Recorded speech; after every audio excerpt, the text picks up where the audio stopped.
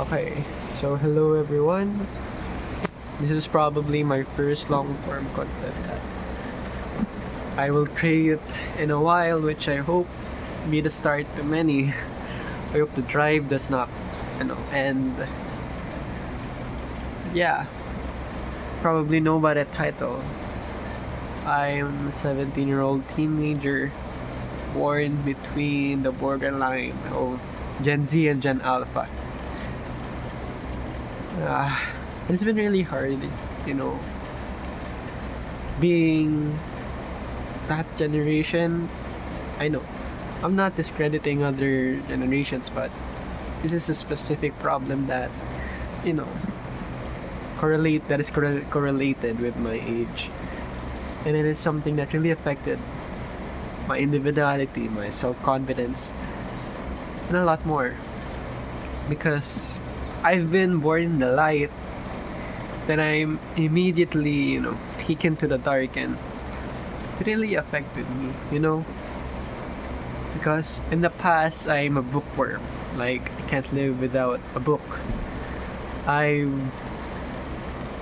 read the Mistborn trilogy in, I think, less than a month, or just in a month, I don't know. I'm obsessed with long form content in the past. I've watched countless of movies. My attention span, it's normal, But now, especially after the pandemic, it is something that is in the past right now. Because now I can't even do everyday tasks without the overstimulating screen with me. I can't brush my teeth without, scrolling through TikTok. I can't take a shower without listening to music. And it's really hard, because it's been something that make me look down on myself. I'm always comparing myself to that past me where the internet is not the way it is right now. And it is hard, especially during the summer vacation, because I practically lost my purpose without school. Like, without the stresses, without my school, with the schedule, I just practically do internet stuff all day. I even checked my screen time. It's 15 hours a day. Like, everywhere I go, there is my cell phone with me, and it's really hard to separate myself from it. And I want to change that. I want to tell you my story because I know a lot of people are going through the same thing as I am. So, yeah. So when I was a kid, as far as I remember, I am addicted with Skylanders. I collected a lot of them. I made my dad buy them by myself, like dozens. I think it's practically in the 50s right now. And I think personally that is the peak of the media that we are consuming. Because even though I love gaming Skylanders, even though I love playing my Nintendo, it's not that overstimulating, I didn't get addicted where I practically want it every day, every time of the day, every hour, I balance it. Like my mom, she loves to go into nature. She loves going to swims. She loves, sightseeing in nature, those tall mountains and these really beautiful nature places, And it's one of my fondest memories, to be honest, being in nature. when I look back into my childhood pictures, there's familiar feeling, a comfortable feeling, you know, especially when, especially because my mother passed away. She's really, really loving, and ever since that, you know, time, everything, everything went down because my dad is a workaholic. He does everything. He's a really hardworking guy. He does everything to provide for us. So, yeah, without the presence of my mother, that part of my life, going to nature, it went away. Again, I was at the borderline, you know. It's really hard. That was back in Canada, by the way. And now, because of how my mother passed away, we moved to Canada. I know, we moved to the Philippines. Yeah, we moved to the Philippines when I was 7 years old. And again, I was at the borderline, you know. Half of my life, I was born in Canada, and another half here in the Philippines. You know, marunong ako mag-Tagalog. Pero,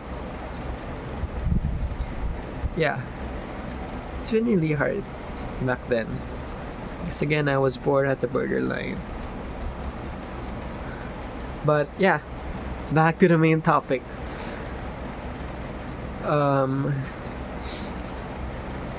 With the rapid, you know, progression of in the internet, it's been really hard for me.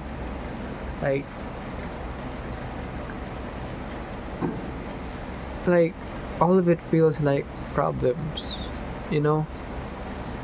Like because back then, my passions, I had a lot of hobbies, to be honest. I play the guitar, I play chess, I like to read books, I like to watch movies, I draw cartography, you know, fantasy maps. Yeah, I do a lot of stuff. But now, that passion is replaced by the internet, you know. Back in the day, you know, 2020, like where the internet is not the way it is, I had a lot of time to do my personal stuff. I even written my own story. I even plotted many fantasy novels that I want to make. But all of those hobbies, all of those passions died down ever since I was like this. Everything died down when the internet is the way it is right now. And you know, I'm not giving the fault to the internet, you know. I'm at fault as well because I'm the one who is consuming them. But it's practically unavoidable right now. It's something that is like a part of my life right now. Because everywhere I go, with, you know, especially with the monetization, where people earn money in the internet doing stuff, everything is like predatory. You know, everything is too overstimulating, hunting to get my attention span. Everything's designed to keep my attention long enough for them to gain money. And I hate it. I hate the current state of the internet right now. And what prompted me to make this video is a video that I saw. It's another long form content like this. He is an MIT educated neurosurgeon who became unemployed and is now alone in the mountains. That is a very great video, you know. It motivated me a lot, especially because I want to be a psychiatrist. I'm really passionate about psychology. And yeah, being able to see that bright side of the internet once again, where it is unedited, where its sole purpose is to share the passion and not to gain money. It's something that I really missed because YouTube was filled with those contents in the past, right? And I miss that because even the content that I like to watch right now, video essays, I love them, but it's became too oversaturated, you know. Like, they are forced to adapt to the current state of the internet, right? And those types of videos, video essays, became predatory as well. You know, especially, I'm not putting the blame to the video essays. You know, they need to adapt because that is practically their living. But you know, society overall is ruining everything. Like the essays that I like to watch, you know, most of them are composed of edits, of fast jump cuts, of you know, techniques to catch my attention, to maintain that attention. And I hate it, you know, because that only escape that I have from everything, from TikTok, Instagram. It's become the very thing that I fear, you know. So I hate it. I hope more content will arise from that, you know, because I really like long form content, because I love the genuineness, I love the passion, the rawness these people feel when they storytell, and I want to empower that. You know, I want to give my footprint to the world, and not a bad footprint, not a good one like this. A long form content. And I hope to do the same thing that unemployed neurosurgeon does. I want to empower the beauty of the rawness of the internet. I want to bring back that bright side of the internet, because it's been really hard on me, and I'm sure it does to everyone. Another thing that really gave me an existential crisis, you know, questioned my hobbies, is AI, artificial intelligence. But in the beginning, I was actually an avid supporter of artificial intelligence. Like, you know, I'm a science guy, so I liked it. It's one of the most amazing discoveries that people made, to do stuff that people can't. Is a good companion. It's something that will push us further into the future to progress our science and to ultimately improve the quality of life. It's something that I thought will help us grow, until AI does something that only humans can. You know, creating art, writing poetry, photography. You know, all the art that people is unique for, that only humans can do. Now there's something that is threatening us from making it. And it is also something that can do it in a snap, instantly. Unlike us humans, we need years, decades, even to create our own masterpieces. But they can do it instantly. You know, we're using artificial intelligence for the wrong things. Like I was expecting them to, do the grunt work so we can focus on the things that really matters to us, But AI is doing the things that matters to us. And you know why? For the sake of money. Because of the monetization of the internet. Because people are paid for the content they made in the internet. Of course, they will go to the AI to make stuff easier so they can earn more money.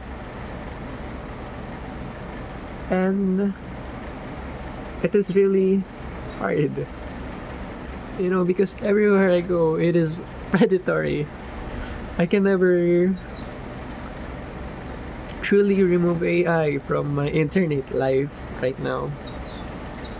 Because even the works that I respect are using AI to replace the talents, the art that people can make. Instead of, to gain money, people will just type things, post it on the internet, and it will all be too oversaturated for true artists to be appreciated. Even music can be made by AI right now. Like what? I don't know. It's hard, but something that we need to, something that we can avoid right now, and that really irritates me.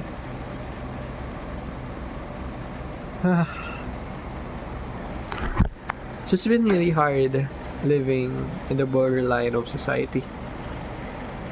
I saw the greatest moments of the internet. I saw the greatest moments of my attention span.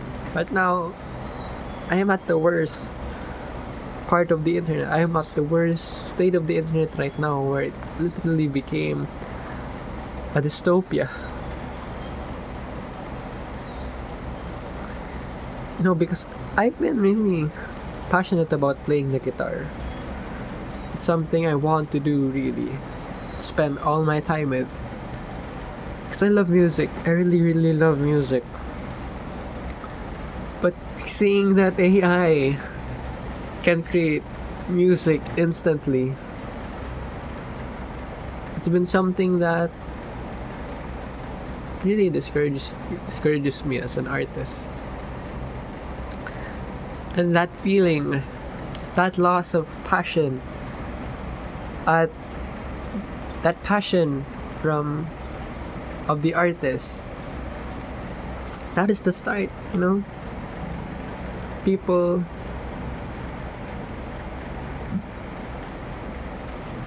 will artists will start to lose that passion because AI, the threat of AI of replacing them, it is a fear until society discourage, and almost all of our media is made by AI.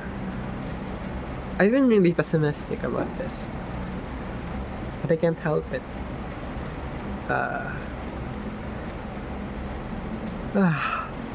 really hope things will get better from now on. I hope that light that I've been in the early years of my life, I hope it comes back.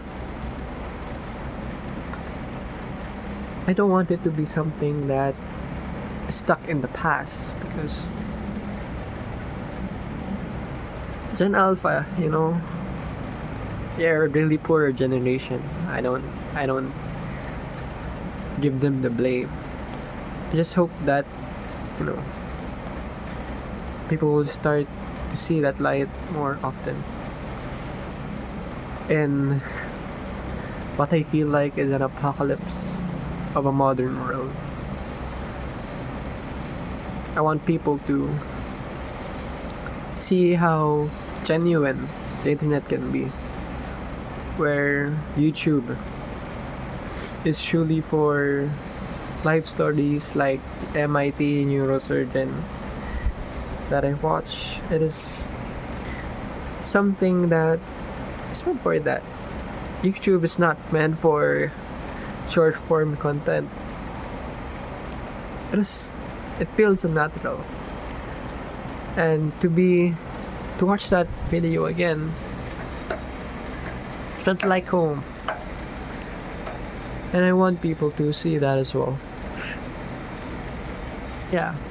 That is my story about that. And I hope it will inspire people to do the same. Yeah. That is it. Bye.